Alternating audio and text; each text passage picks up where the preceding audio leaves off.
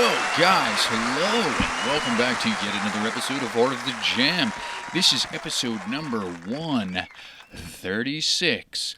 Holy shit, we're really doing it. We're really doing it today. But, guys, before we get into our question, I do have to say this is probably going to be a shorter episode. I got a long weekend ahead of me, and I need to get an episode out by the weekend, so please bear with me, as this will probably go quick, but I hope I can still manage to get you guys some fun stuff ahead of us. So before we get into our question, don't forget to guess that band, find that phantom.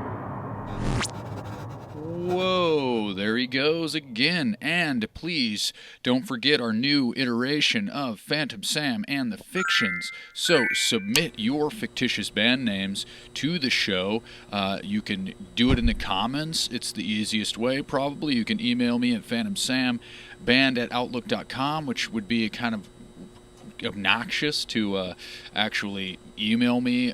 I mean, if you have like a long list of fictitious band names, please go ahead and email me. You can also message me, submit them to Instagram or Facebook Messenger or anything of that sort. YouTube comments, whatever, the YouTube Shorts comments, anywhere. Just let me know what it is, or I'll just it'd be kind of funny to just randomly on a video that had nothing to do with the fictions, you just said a fictitious band name, like Squirrel Noodle or something, and that's the comment. That'd be kind of fun. I don't know. Anyways, guys, before we get into our question, like I said, don't forget to guess that band, find that phantom, and submit those fictions. So, that being said, guys, our question for you today is: you are granted the use of a horror portal, transporting you into your favorite film, tasked with the goal of changing the outcome or ending. What film would it be, and how would you change the ending? If you didn't catch that, it said horror portal, which was just a fun thing that rolled out of my fucking gullet the other day, and I was like, oh. So, just so you're clear, I've been watching a lot of horror movies, and this whole episode is going to be very horror movie heavy. So, that's why I chose this question. Horror movie specifically. I will repeat, guys. You are granted the use of a horror portal, transporting you into your favorite film, tasked with the goal of changing the outcome or ending. What film would it be, and how would you change the ending? That being said, guys, cue the intro.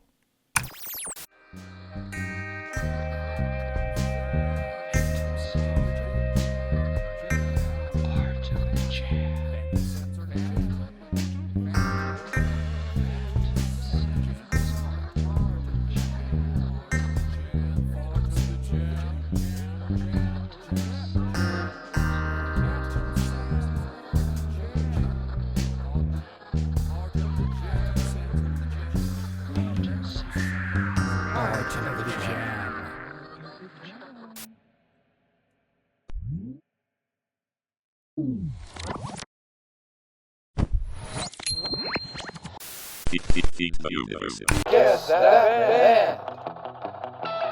Guess that band. Guess.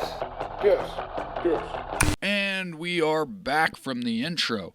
Guys, as I said, our question is: you are granted the use of a horror portal transporting you into your favorite film, tasked with the goal of changing the outcome or ending. What film would it be, and how would you change the ending? All right? Now, I will go ahead and say that, in my own opinion, I just recently watched horror movies are kind of my not, I don't want to say my forte, but it's probably my favorite genre of music, favorite genre of movie. And just because it's like, and I'm not like one of those gory movie types. I hate like strictly gore. Like, I'm gonna be honest, the first Saw movie golden movie because you did the twists and turns. You had no idea what was going to happen. You had, dude, when the Jigsaw killer is the dead body in the middle of the room, so that's probably one of the probably top three twists. Top three twists of any movie ever, not even in horror genre. But horror movies, but from then on, it's like the Saw movies kind of had like a underlying, not an underlying. What am I trying to say here? Like they did have a solid plot line, but it was very like gore heavy. Like the Hostel movies, very gore heavy. It's like I have this theory about I think what makes a really good horror movie isn't necessarily it's what they don't show you, because you want the person, you want the audience to be able to imagine a little bit. So whenever it shows like the old horror movies and old sci-fi are the best because they show you absolutely nothing. It relies on the script and the storytelling and what they show you, what they insinuate off camera. So like whenever you see those like old Hitchcock films where it's like a fucking holy shit, it's like a fucking shadow on the wall of somebody like knifing. That's the dopest. Okay, when they show like somebody get tackled off camera, but then they show the sling of blood across the wall. That's the coolest shit ever. The mystery, the imagination. Okay, that's the mystery and the imagination of horror movies is what is where it's at, guys. And it's also horror movies. I realize this is that I heard Jordan Peele, who made Get Out and Nope and Us, and obviously Monkey Paw Productions has produced a few really good movies as well, like the Candyman reboot and stuff like that. But and which was pretty solid in its own right, I think. CGI Tony Todd or whatever, but he had this quote where he said the only difference between horror and comedy is the soundtrack. Think about that one. I've been thinking about that, and I don't quite like. I get it literally, but I don't quite have it. It's like it's like, what does this mean? I have no idea what this means. That was our angle of the week, guys. I have a new angle every week, like I said. But anyways, getting to it, he said that horror and comedy, the only difference is the soundtrack. And I genuinely, I don't know, that's just an interesting concept. Not that I quite get it because I'm not a filmmaker, but as an audience member, I kind of get it. Because like Tom Segura, the comedian, he just released, two examples of that would be like, Tom Segura just released his second season of the show Bad Thoughts on Netflix.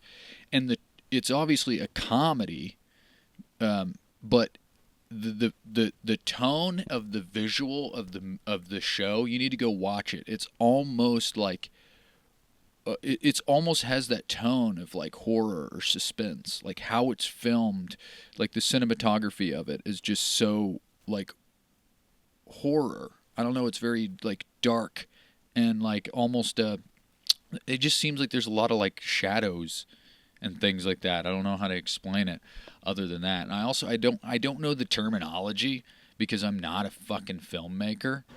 But like I said, as an audience member, it's real shadowy and really horror-y. Is that the Phantom Sam's made-up word of the week? Horror-y? All right, well, there you have it. Anyways, but and then you have like things like what am I trying to say here? Horror and comedy, Bad Thoughts, comedy.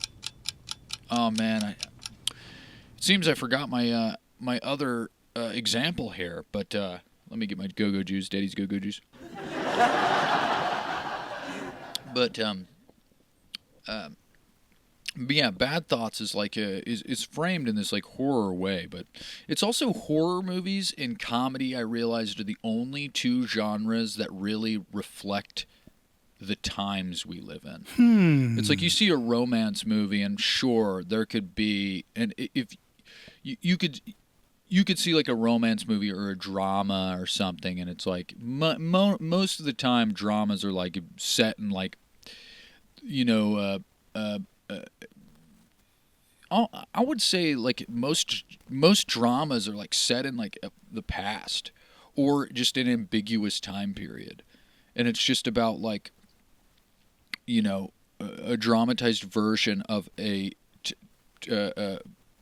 significant event in history or something like that, or you have like a romantic what do you call that? A romance, a rom.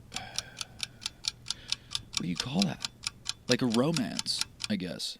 A romance movie you would have is like it's normally just it's the normally like the if the time period or whatever's happening outside of that is secondary.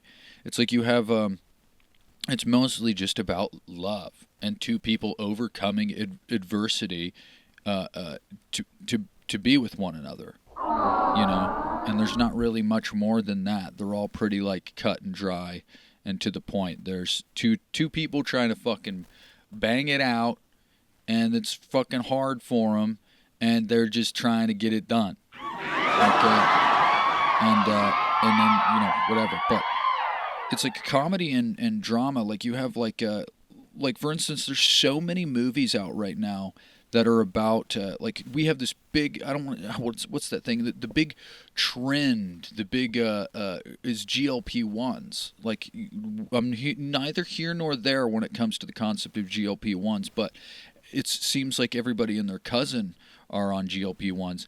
How crazy would it be to put GLP-1s in a vending machine? We're about there. No more cigarette vending machines. We got GLP-1s. Take out the cigarettes, but the Ozempics. Cigarettes and Ozempics. Anyways, but everybody's trying to like lose weight. There's a big health craze, and people people are trying to shed that weight. And then you see, and people are obsessed with their image. You know what I mean? It's like that shit about like Olivia Wilde and how she looks fucking weird, and like what's that other girl's name from the Pitch Perfect movies, the big girl that's not big anymore, and like Adele. I don't know if Adele was on GLP-1s, but like people that were like huge are now on the GLP-1s, and they're shedding weight and stuff like that. But they with this huge trend, it's like there's everybody's like all the movies that are coming out, like the movie Shell. I watched the movie Shell with Elizabeth Moss and Kate Hudson. I believe it was Kate Hudson, and it's just you realize like she's like a lobster person, and they're like eating her or some shit. And she's like this fucking like crazy health guru. And then Elizabeth Moss, I'm not gonna like ruin the movie for you, even if I already did. But Elizabeth Moss like uncovers after she gets her to like bang or like fucking diddle flicker bean, and you'll see. Watch the movie, okay? But the movie Shell, I believe it's on like Prime or something, but it's about beauty, and then you have The Beauty, the I don't know if it's Brian Murphy, but the American Horror Story, one of the American Horror Story dudes made The Beauty, which is also amazing, which is about pretty much you take a fucking you get this beauty jab, and then you turn into the perfect version of yourself. So it's like this one old dude is just like shooting and killing everybody, and then he turns into Ashton Kutcher. He goes from shooter to Kutcher. He's a shooting Kutcher, and then he just bangs flight attendants because he can, and everybody loves him, but he's actually the biggest piece of fucking shit on the face of the earth. Anyways, but and then it ends all weird, so there better be a second season, but like stuff like that, and then you have The Substance with Demi Moore, Demi, or there's I can't really shed any light on the Demi dilemma. The dimmy dilemma. The bah with the bah, the bang, diggy, dimmy. That was fucking stupid. God damn it. That's fucking shit. But like the substance, where you have to share the times between like the perfect version of yourself to the old version of yourself, and if you try to overuse it, then you just turn into pretty much the blob. That's kind of fucking crazy. What I'm saying is you either have to exploit and exaggerate the horrors of the times, or you have to make fun of it. And that's where the comedy comes in. Comedy, mainly it's not even the comedy movies. What I mean is like stand-up comedians, they have to use these topical references most of the time, and to reflect the times. It's like the only way is to laugh at something that's fucking horrible. Either you accept the horror in it and you exploit the horror in it, or you laugh at it. And it's just horror and comedy are the perfect little couple. Like, I don't even know how to... it's a beautiful thing. So I get what Jordan Peele's saying. They're like the same thing, just in two different... you just put two different applications over it, two different little veils over it, two different meaning the soundtrack. It's just a cool thing. But my answer, sorry, I got totally sidetracked, but you were granted the use of a horror portal, transporting you into your favorite film, tasked with the challenge of or the goal of changing the outcome or ending. What film would it be, and how would you change the ending? I would have to say, in my opinion, actually, before I answer it, let's punch it into Perplexity and see what Perplexity, the AI canine, has to say about it. Perplexity? Perplexity is unsure of the complexity of your question, but when I wake up, I get foodie, I sit pretty, or I go potty, I get biscuit. I'm pretty sure I'm doing the right thing, dude. Well, for the second time, that didn't help at all. But thank you. You're adorable, and I think with creating Perplexity, or turning my sweet Squirrel Pearl, the worm Hicks, into, I don't even know what that was supposed to. Oh yeah, I think you should leave reference, but turning my dog into an AI has to be the cutest robot in the world. I think I created, honestly, the most adorable AI that this world has ever seen. So please, guys, give it up for Perplexity, the AI canine. All right, but let's get back to it.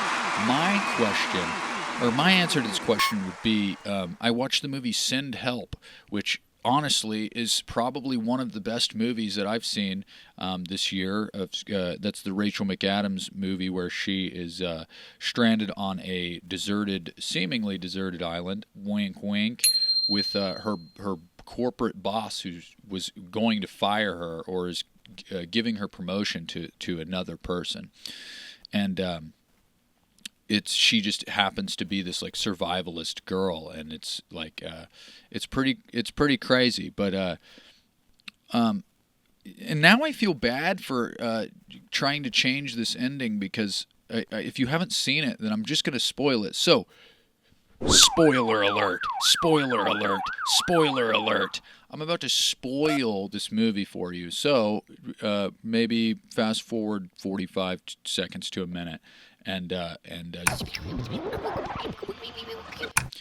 was me fast forwarding. I don't think I tricked you, but I might have, and that's fun. But anyways, Send Help. She ends up. The actual ending is, she has this knife, and the guy, she's like nursing him back to health and stuff like that, because he's hurt from the plane crash and things like that. But and so he begins to rely on her. So it's like the tables turn, like he's the boss and he has control over her in real life, if that's what you're going to call it. And then they're deserted on the island, and then he's relying on her. And turns out that there's like a house that's not a deserted island. There's a house by this like rich Bitcoin billionaire or some shit like that. And she ends up murking his ass, unaliving his ass, and then going on to like write a book about it, and she becomes famous and rich and powerful when she gets back. But in the movie, and this is a pretty easy one, and I think it's kind of a little bit of a cop-out because they mention an outcome that doesn't happen, and I really wish that I could have seen that outcome. She's talking to him about how, oh, they're thriving on this island. We could just stay here forever and like fall in love and just be these, because things do start to like heat up between them, and it's a facade, but things start to like heat up between them. And she mentions we could just stay here forever and thrive on this island alone and just be islanders and survivalists and whatnot. And I guess that's just, like I said, that's kind of a cop-out. Because I think that's honestly, I didn't really have any idea other than that. Because the way that the movie ended was solid, but also they hint at an alternate timeline. And I'm like, I want to see that happen. I want to see them stay there and see what, I want the ending to be them, like just banging it out or something. I don't know what the fuck they do. Or like living together. I want to see this guy fucking, because he didn't learn a fucking single thing. Okay? I like to see the asshole learn something. I like to see the asshole. You also never realize this in movies. If somebody, oh man, now I'm starting to poke holes in my own theory here, but I was gonna say that it's kind of crazy whenever you have a huge asshole in a movie and they'll never kill the biggest asshole. Sometimes there's like a minor asshole that's like such an asshole and he's the one that dies first, but you always know the difference between a little bit of an asshole and the biggest asshole because they'll never kill the one person that has the most to learn and the most to change. And that's where I wanted to see him. I mean, he fucking got what was coming to him at the end, but it's like it would have been nice to see him like turn into somebody that wasn't a fucking piece of fucking shit. Yeah, that's what's up. But guys, that's beside the point. Let's get to our next thing. So I have a show and tell, but my show and tell is not physically here with me. Nichelle today, I was sitting there on my exercise bike, and I was just pedaling away, and Nichelle sends me a text message, and she's like, you need to watch the reel that I sent you, the video I sent you on Instagram. You won't regret it. And normally, anybody, if you're watching this show, and you send me videos all the time on Facebook Messenger or Instagram, and I never reply to them, nor does it say I watched them or seen them, is probably because you are muted. Because so many people message me so many things all the fucking time, and it's nothing against you. It's just I don't have the fucking capacity to sit there. If I watched every video everybody ever sent me, I wouldn't even have time to make the show. I wouldn't even have time. Like, it's that bad sometimes. Like, my dad with his fucking AI Sasquatch videos and just all that sorts of shit. But sorry, Dad. But she was like, "You're not going to regret it." I even have to put it into perspective for you. I have my own fiance muted. I have my own dad muted. I have my own brothers muted. Okay? That's just how it is. So don't feel, like I'm shunning you or whatnot, what have you. But she sent me this video, and it is and I have to cover.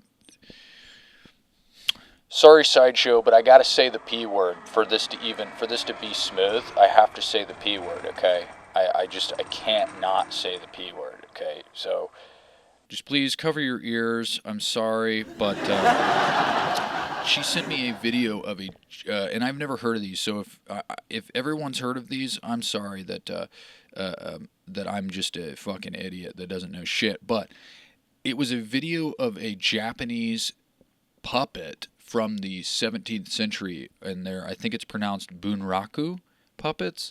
They are, and I have to have one now. I have to have one now. So if anybody's like, hey, I just have a fucking spare Bunraku 17th century Japanese puppet laying around that I'm not using, if you want to donate it to the show, you know where to find me. tell him the show sent you.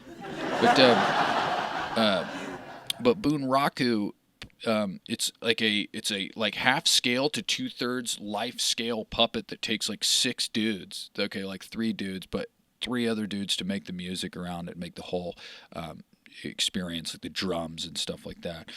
But I'll post a picture of them, and if I can find a video, I will put a video of them as well. But if not, there'll be literally nothing there. I'll put a little nothingness there. But it has this like little trigger, and their whole face like changes. Like it's wildly. It's one of the most scariest puppets I think I've ever seen in my life, and I'm all about that shit. I love it. But honestly, these puppets, though, they inspired Phantom Sam's word of the week. Bing! Imbroglio. Okay? And imbroglio, and I will define it here, is a noun. Imbroglio, an acutely painful or embarrassing misunderstanding. Shall I use it in a sentence? Oh, thank you. Yeah, everybody. Yes. I'm going to use it in a sentence. Here, whether you like it or not, my sentence for imbroglio is, and why this has anything to do with the Bunraku is I will explain here with my sentence, so bear with me here. But imbroglio, noun, an acutely painful or embarrassing misunderstanding. I'll use it in a sentence. An imbroglio broke out as my fiance and I... Wait. I just fucked up my own sentence. Because it's half of it's over here and half of it's over there and half of it's over there. And where's my sentence? I don't know. But an imbroglio broke out as my fiance and I, miscommunicating over the complexity of these Bunraku, she thinking they'd be easy to build, and me informing her kindly that they ain't. Yeah. She was like, oh, I think they'd be pretty easy to build. They're literally one of the most complex puppets ever. See, this is the thing about them, is I feel like whenever you're using a puppet, you don't want people, you want to create the illusion that they're a real being, okay? And they are. Like, Sideshow's a real human being, and sadly, Dimitri is a real being as well. Creepy, but he's one of them. And, but you want to make it, you want to sell it. You want to hammer it home. And, it just seems like they're the most complicated thing I think I've ever seen, as far as that the mechanics of something as such would go. And she's like, oh, I can just build one. And I'm like, if your mind goes straight to that you can build that, I am nothing. I'm just a little scared little boy in the pit of my soul that doesn't know how to fucking do shit. That's wild that you think that you could just fucking build that. That's crazy. And I honestly don't doubt her, because she can literally make anything. But yeah. But guys, that is our Phantom Sam's word of the week, imbroglio.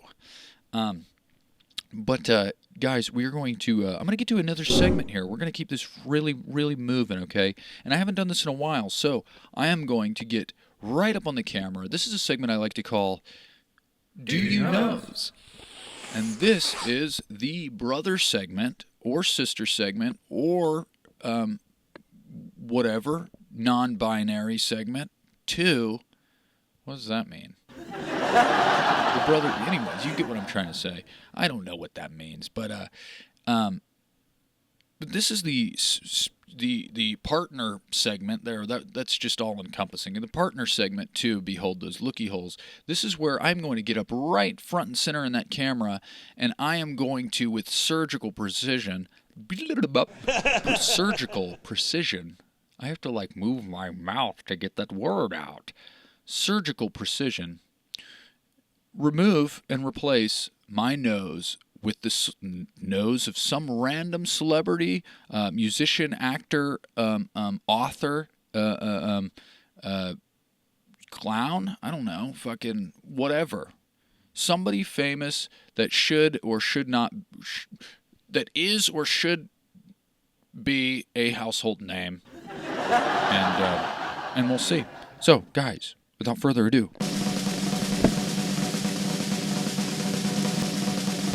I'm going to replace my nose, and it's going to become somebody else's nose, and then you guys have to guess whose nose it is, and then at the end of the episode, then I will reveal whose nose it is. Shit.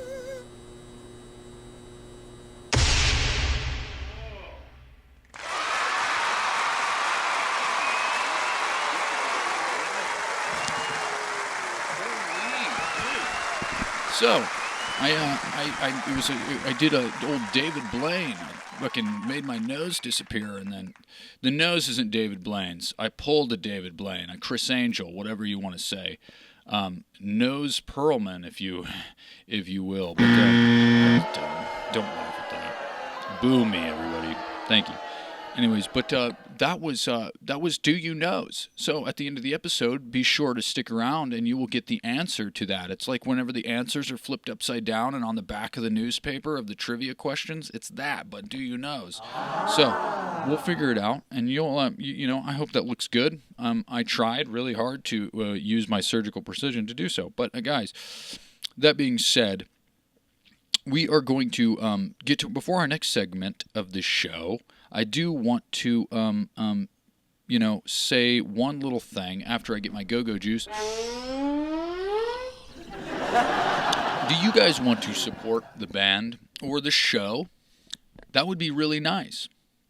People that are out there watching the show or want to go see the live Phantom Sam show, if you want to support us, I just want to say that get your latest merch in person or at phantomsam.com. So here is a word and a sneak peek, more so, of our latest merch at phantomsam.com.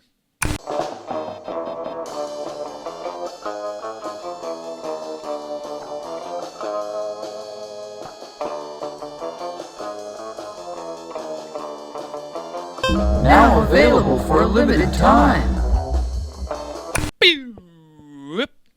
Guys, I hope you check that out, and we're just going to keep it moving along here, though. But our next segment here on Art of the Jam is, as I would normally always say. You know what? Actually, before we get to this next segment, I'm going to go with my fucking. I'm going to go with my hot take. I have a hot take, scalding hot take. And I just want to say, disaster movies. While we're on the subject of movies and horror movies, I feel like disaster movies, like there's only so many disasters in this world, like hurricanes, tornadoes, blizzards, shipwrecks, things like that. And I feel like disaster movies are getting so worn out over time, and they're running out of ideas that they're forced to double down. Have we realized this? It started with, I think, the trend of Sharknado, okay? And then you have Twisters, okay? You realize that Twisters, all they did was say, hey, you know that one movie back from the late 90s, that movie Twister? And I think it had Sam Neill in it, and there was one big twister. Two Twisters. I don't need to reiterate. I don't need to elaborate on that. Two Twisters. Okay? And then we have this one movie that just came out, and I can't remember what it is, but it's a hurricane, but the hurricane becomes turns into a flood, and then the flood has fucking bull sharks in it that are just eating everybody. You know what I'm saying here? It's like the hurricane isn't enough anymore. We got to add sharks in the mix. Okay? And then what was it? This fucking hurricanes, sharks, tornadoes. We got the movie Crawl, where it's literally like a triple down, okay? Which triple down is not only is They're a hurricane. They're trying to evacuate. This dude is trapped, hurt in his crawl space. It's flooding, and there's alligators. So you got a flood, you got a hurricane, you got a I'm stuck and hurt survival story. It's just like they have to just jam pack a bunch of fucking shit in there. It's like, oh, the next one is like, I'm stuck in a crawl space. There's alligators. I forgot to do my taxes. I have milk. I'm lactose intolerant. It's just going to be like this whole the smorgasbord of I drink a bunch of milk. And I'm dying. I don't know. Just a bunch of shit. There's going to be a bunch of things that are wrong. We're going to get to that point where it's literally just like a super jail. I don't know if you've seen that, but we're just constantly things are happening. Like, you know, I stubbed my toe, and then I fell into an alligator's mouth, and then I was swallowed by the alligator, but then I lived in the alligator's stomach, and then I pierced it out, but I got a cut on my thing. It got infected. A worm burrowed in there after I killed the alligator, and I got out, and then I have this parasite, and then I'm dying in the Amazon, and then the Amazon, I finally heat it, the worm comes out, but then I burn myself. The burn becomes painful, and then I gotta fucking wrap it in some sort of medicinal fucking super leaves, and then I get attacked by a fucking cannibalistic tribe, and then they take me in there, and then I become one of them, and then I get a bloodlust for human meat, and then I have this fucking cannibal problem. And then after I become a cannibal, then I'm like, oh shit, maybe I should just like, I need some retribution, or I need some redemption is the word I was looking for.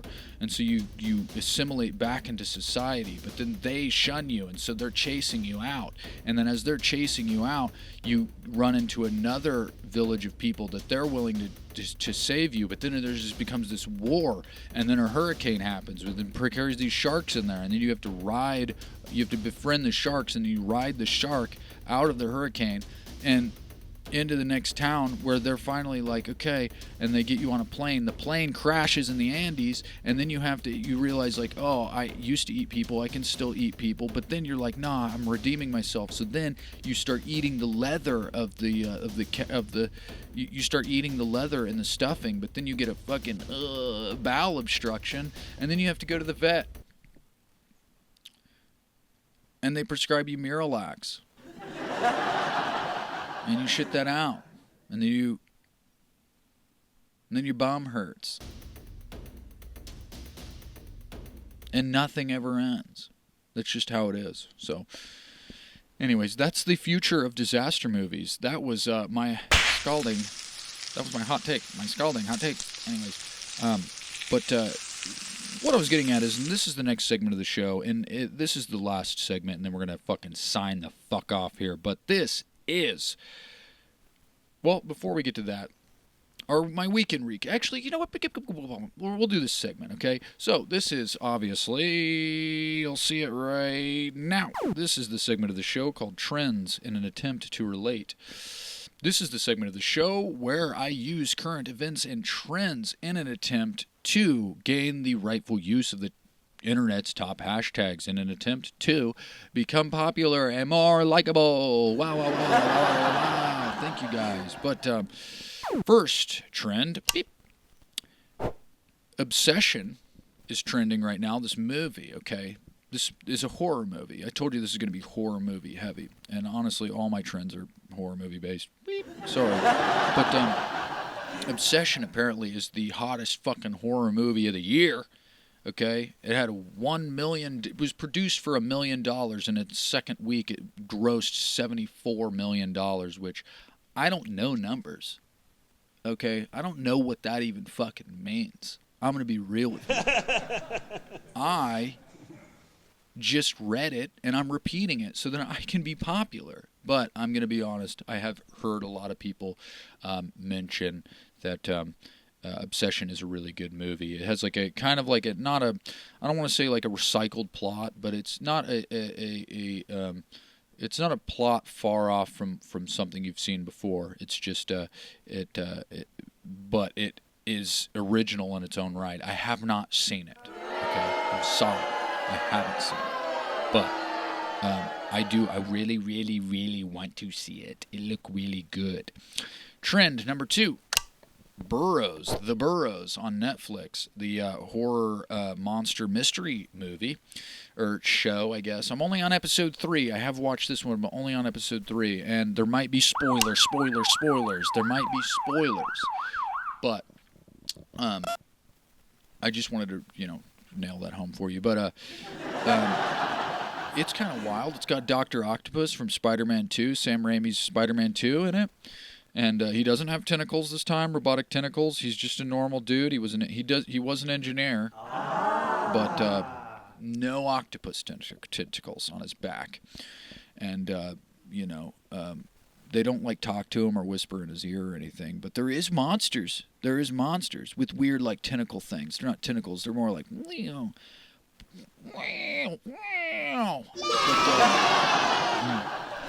But they are. It was produced by the Duffer Brothers, who did Stranger Things. And once you see the monster, you're like, yeah, that makes sense. Kind of a Demogorgon-y. And that's not really a spoiler, because I think the movie opens up with the monster. So you watch the first 5 minutes, you'll see the fucking monster. But yeah, so far, honestly, I'm on episode 3, and it seems a little Fountain of Youthy. I'll just say that. That's all. I don't know. So I will bring this back once I've watched the entirety of the show. But it's pretty fucking good. Not as it's better than I thought it would be. I'll put it that way. But The Burrows on Netflix is trending right now. So fucking check that shit out. Number 3, trend number 3.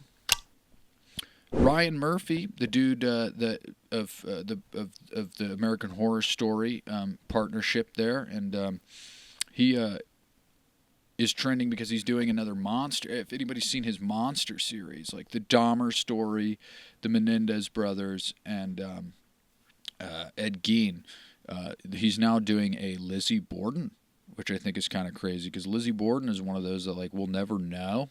It happened so long ago, and it's kind of an interesting. I want to see. I want to see how that plays out, because, and he also does like little side things of like other killers and things like that. And they're speculating that Sarah Paulson of American Horror Story fame and others sorts is supposed to play Eileen Wuornos. Which, if you know anything about Eileen Wuornos, you know that she was already played by. Lily Rabe in an American Horror Story season, and neither of them look anything like her. So I'm kind of interested. I like when actresses or actors play people that they don't even have this body type of. They just gotta it's just interesting. It's kind of a stretch, and they get to maybe sometimes quite literally a stretch. They get to, whatever. But like the dude from the guy that played Alfred Hitchcock in the Ed Gein series. It's like that guy didn't need to be that, but he did it, and it was all right. It's fun. It's fun to see people do stuff that you don't think they can do, and then they do it, and it's cool. That's because you know what? Do what you want to do. That's cool. Okay, and. But yeah, he's doing the fucking Lizzie Borden story, which that's trending. So, guys, this has been like I said, this is going to be a short episode or a shorter episode. I don't even know what time it is right now. So I don't even know if this is going to be a short episode at this point. But, guys, this has been Trends in an attempt to relate. So I hope you're enjoying that. But I will end this episode here with a weekend recap. We just played, Brandon and I had played our... I don't know if this is our 3rd or 4th show. I think after this I'm going to stop fucking counting. Because I think we're fucking doing it. We're really doing it. But we just played Sticky Stock, which back in the day we played Sticky's Cabana. I may have mentioned this in the past. He hosted the Battle of the Bands in Higbee, which I did. We participated in a Battle of the Bands that Sticky kind of sponsored at Skull Splitters a couple years ago. with some of these bands like Lifeline and shit, but we played Sticky Stock, and unfortunately it was outdoors, and it got most of the bands, or a lot of the bands, I don't want to say, maybe a little over half of them, or maybe just about half of them got rained out, which really fucking sucks. We were able to do our set, which I don't know if I can't decide if I would have rather it been blistering hot, because we played and it was right. The rain hadn't even like peaked its little it hadn't even peaked its little chin over the horizon yet. Okay, it was still blistering hot at like 2 p.m. right. And so we were just sweating our asses off. But big shout out to Sticky and his crew at the Cabana. Big shout out to I'll say Levi for putting the whole thing together, and all those guys for inviting us out. But big shout out to Josh Lococo, who played before us. He opened the whole festival. Fucking swell dude, and he killed it. And then we played after him, and then Jake, a good friend Jake, he used to be in Mad Existence as the drummer. That's why I met him, but he's since parted ways, and he's now does hip hop music on his own. So Jake the Blessed, first time seeing him, he was fucking killer. So big shout out to you, buddy, you're killing it. And then, of course, get to see him again. Storyteller. Storyteller is probably the best hip-hop artist that I've ever seen, like, personally. Aside from, obviously, like, I seen Snoop Dogg briefly, and I've you know what I'm saying. The best hip-hop artist that I've seen in person, like, that I've had the privilege of like working with at a festival or whatnot, what have you. Obviously not these A-lists, I hopefully you get what I'm trying to say. Hang on, my little thingy is stuck. But big shout out to him at Stalfos. I got to see Evan and Timmy and his crew. They fucking killed it too. I got to see them briefly, and then they got rained out in the middle of their set. Storyteller, he got rained out, and then I think he got to finish his set. And then Stalfos, they started their set, and then and then after Stalfos got rained out, it pretty much just didn't stop raining. And then we were hiding in the van, me and Socha, which was from this episode. Me and him and Cody, or me and him and Brandon hid in the van until we realized that it's not.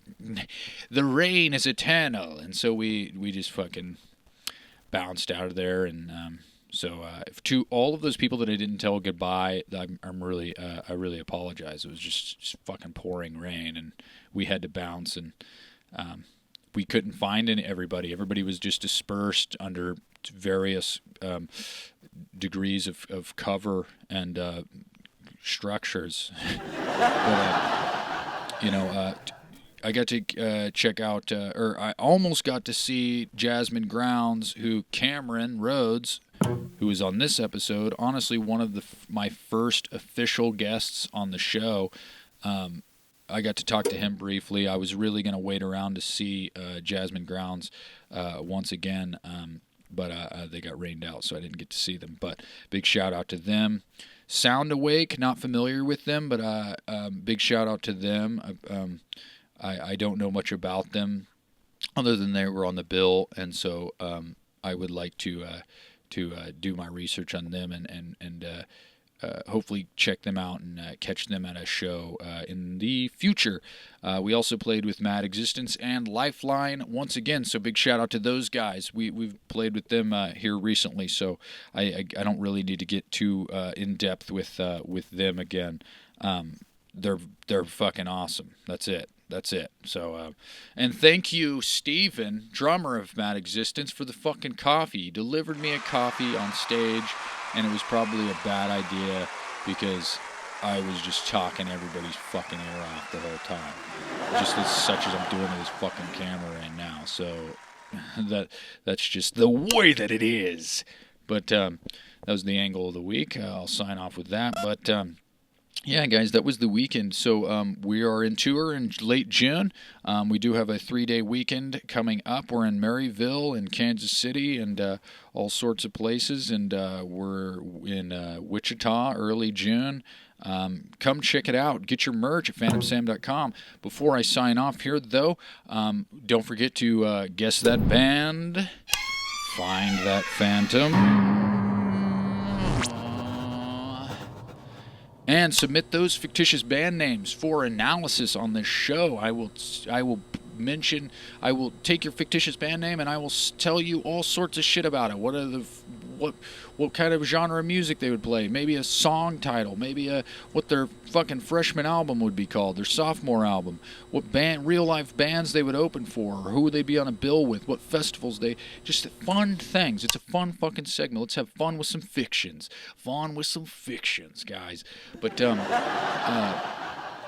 before we sign off here and before I play you off here, I will say our mantra for the show is live. We are going to live with cause and leave results to the great law of the universe. We're going to pass each and every day in peaceful contemplation, patient and all the while remaining present in our lives. So, guys, that means we're going to go outside. We are going to touch some grass. We're going to hug some trees. We're gonna tickle the mulberries. We're going to kiss our dogs and pet our wives and maybe scoop up that snapping turtle that showed up in your yard from all the rain, and hopefully not get your toe bitten off, and then scoop it up into a trash can so that you can go and dump it in the lagoon. Okay, I don't know if that sounds bad or good or neutral. I don't know, but guys. Be good, do good, be safe. These are my father's words. I'm stealing them. And be you, boo-boo, because you are the only you there is. And you're beautiful. I shall play you off. Let me move this, though.